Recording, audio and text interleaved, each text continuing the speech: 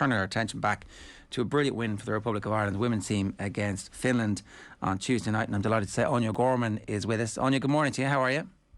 Good morning. How are you? All good, and yourself? Yeah. So, what was the atmosphere like in the dressing room immediately after an away win like that? Because these wins, they don't happen very often in anybody's careers, but that's a big win. So, what was the atmosphere actually like?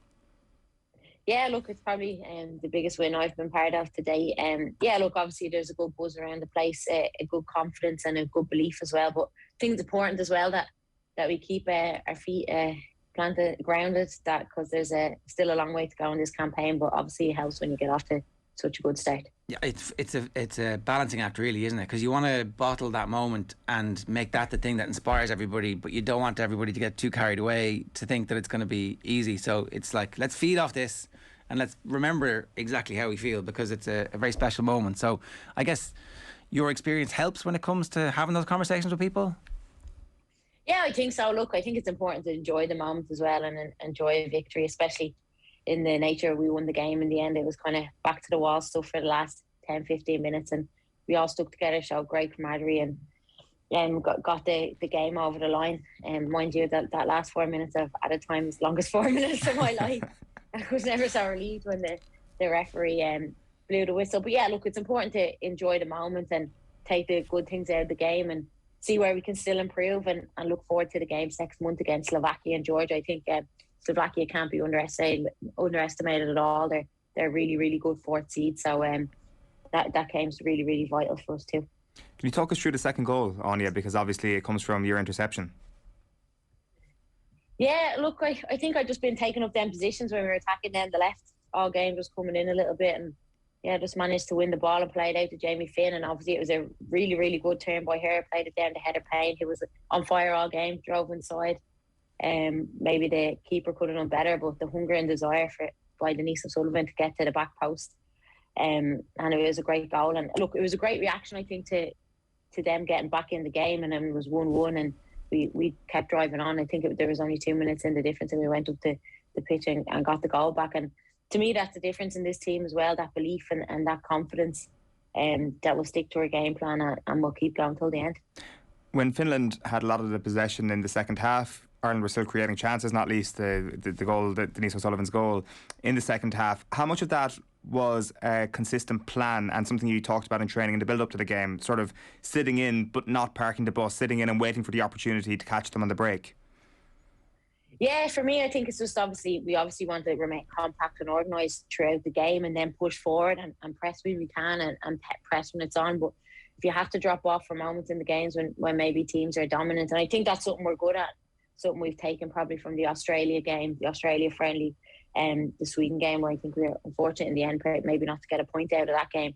And we managed to bring into the Finland game as well. So it's good. It's obviously good that we're able to be flexible in our team organisation. You've 110 caps. You've seen everything, right? I'm very interested in the evolution of this team, because it looked like it would have been easy for the group to become, I don't know, self-conscious and lacking in confidence after the run of defeats in the friendlies. But then there was obviously something building throughout that. Just you weren't getting the results to go together. The big win against Australia is obviously hugely important. And then it would have been very easy to feel a little bit depressed again after an own goal costing you against one of the best teams in the world.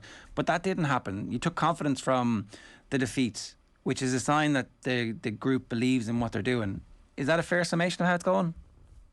Yeah, I think so. I think we obviously played a lot of friendly games against higher ranked nations, and that was in preparation for moments like you've seen in the Finland game, playing against Sweden. Australia, for me, that camp was kind of the turning point where that belief and that confidence came into our play as well, and all the hard work in the previous, building up to the previous friendlies finally started to play off. And there's a lot of learnings from when you play higher ranked opposition as well, and you have to learn from all their moments all the times and the highs and the lows, and probably even learning from previous campaigns. And I think we're all determined that this is our moment to qualify for the campaign. But like I say, we keep having to take it one game at a time. There's still a long way to go. What about the Australia camp gave you that belief? Obviously the result was there, but what was happening behind the scenes there that gave you that belief that you mentioned? Yeah, I think everyone's just been training well and regrouped after obviously a little bit of a break and just happy to get back in.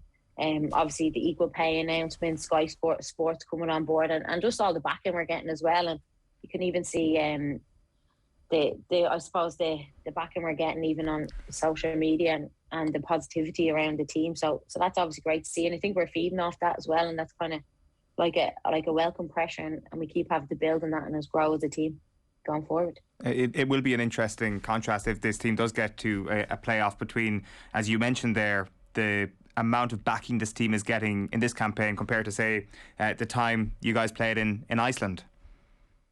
Yeah, definitely. I suppose it's like night and day, but that's why the game's grown. I think globally as well, across the world, that women's football is probably one of the fastest growing sports. So obviously it's great to see that we're back here in Ireland and people are getting behind us. And Tala was sold out the last for the Sweden game, and we hope we see the same with back to full capacity in November, and that everyone gets out and supports us and really rallies us on, and we keep continuing to get the results we need to reach that World Cup playoff. But they're still, like I keep going back to, there's still a long way to go.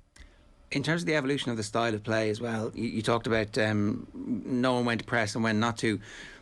I definitely feel like Irish teams, we do like to put the opposition under pressure. It's it's part of our DNA since the 80s, and we like to be scrappy and we like to be causing trouble for the opposition. It gives us a sense of being, look, generally we will end up with our backs to the wall at some point in the game, but it does also give us a sense, at least, that we're taking the fight to the opposition. How has that pressing game evolved? Because it was very evident early on in the Finland game in particular that was definitely what you were trying to do. Yeah, look, I think it's just having belief in our team organisation and our team setup, that we're all working cohesively together, that if one presses that we all follow through, and that we're obviously organised, whether we're dropping off or we're stepping on the front foot as well. So it's obviously something that we work on.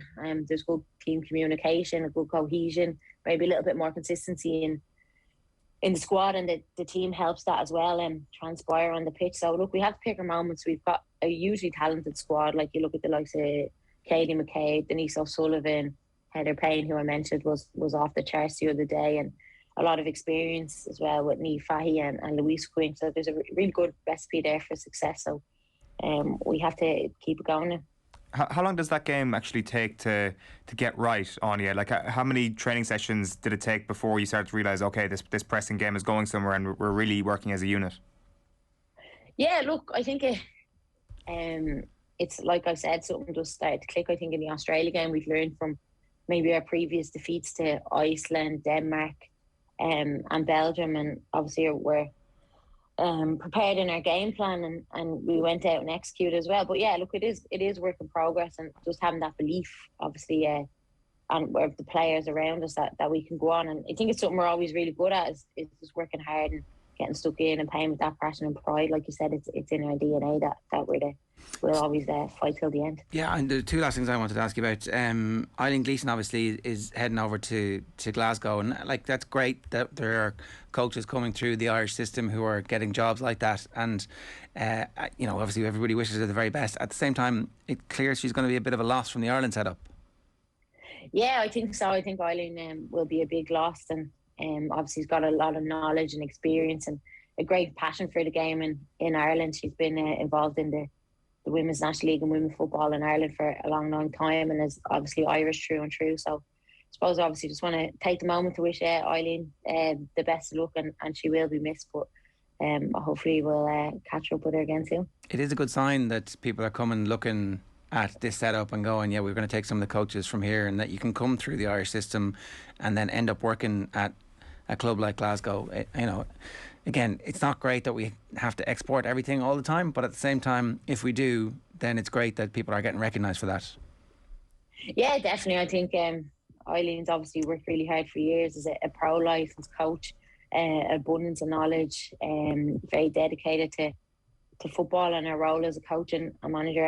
Any time I've worked under her, so it's definitely more than she deserves, and I suppose it's something for coaches coming through the system to aspire to too. You mentioned some of the class players we have at the moment. How do we make sure that the players who are full-time and getting the opportunity to rest and recover, and the players who aren't full-time, that the gap doesn't get too big, that we continue to make sure that the home-based players are as progressive as they need to be to continue the drive to qualify for the World Cup? Yeah, look, obviously we've got home-based training sessions, which we'd like to see happen more regularly. But if not that, a lot of hard work and dedication goes in. The girls are going training with boys' teams to get extra sessions in. Obviously, club football still in full flow as well for the next few weeks too. So I think, it's just doing what you have to do to get up to that level and be ready when you go into camp that you're at that level. And look at like Savannah McCarthy in the squad. And I love seeing Women's National League players in the team, and I think it just shows all the hard work and dedication. And it's nights like that in Finland that it all pays off for me. So look, I'd love to see the Women's National League go semi-professional in time. So hopefully that will happen soon. And how often are you guys having the home-based training sessions? So that essentially that's the national squad coming together and training, is it? Yeah, so we have any players that are based in Ireland will come together. So we at least come together at least once before every camp we go in. So that just gives us that extra session just to make that step up so we're ready when we meet up with the rest of the squad. And in an ideal world, would that happen once every fortnight, once a week, once a month? What would if money was no object and time was available to everybody, what would be perfect on you? If money was no object, we'd love to all be full time here in Ireland. But yeah, like once a week, once every 2 weeks would be ideal. But at the moment, it's once a month. Look, and it's obviously working to a certain degree because we're still going out there and getting the results. But that's what I'd like to see in the future, alongside the teams going semi-professional. And is training with the lads working for you, Anya?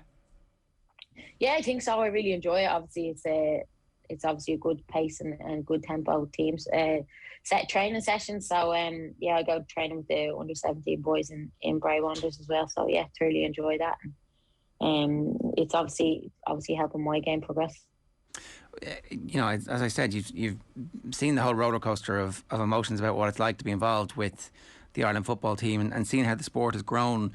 At the moment, what's your sense about your own involvement into the future as well? And I'm obviously not retiring you at all here, but like, I guess at various stages in the past, most of your teammates and contemporaries would have had I'm done with this, I'm walking away, I've had enough. But it feels like now your generation in particular are going to be the next generation who kicks this sport on into the future. Is that something that you see, that you feel is part of your own future? Yeah, look, I suppose the game here is growing all the time. There's obviously I'm doing my coaching badges at the moment as well, and hopefully when the time comes and I retire again, and Owen, I don't think knows about the highs and lows any more than myself. So look, hopefully that players, when they evolve, they stay involved in the game in some capacity, and but while you're still playing, you have to enjoy it and keep creating that legacy. On a week like this, you must be pretty happy with your decision to come out of retirement. Yeah, it all pays off. Like, I think it's nights like that in Helsinki that make it all worthwhile. And obviously, we really enjoyed the moment and just grinding out that results. So look, really excited for the future, and let's go into next month with lots of positivity.